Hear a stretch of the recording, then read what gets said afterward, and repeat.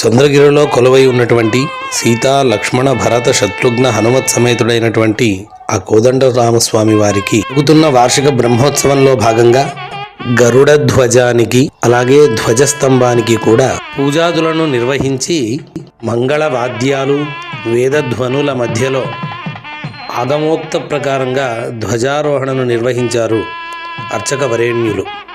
విషధర దమనం విషధర హరణం విషధర హారధరం శతమహవినుతం శతముఖ భయదం శృతిపతిమమృతహరం గరుడమతి బలం భజత హరిరథం ఖగపతి తాళమిదం ఖగపతి తాళమిదం ఖగపతి తాళమిదం.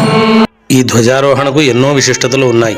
వాటిలో ఒకటి, ఇక్కడ నివేదన చేసినటువంటి ప్రసాదాన్ని ఏ దంపతులైతే భక్తి శ్రద్ధలతో స్వీకరిస్తారో వారికి సంతానం కలుగుతుంది. ఇలాంటి గొప్ప సన్నివేశాన్ని వీక్షిస్తున్న మీ అందరికీ కూడా శ్రీరామ రక్ష కలగాలని స్వామివారిని ప్రార్థిస్తూ ఉన్నాను.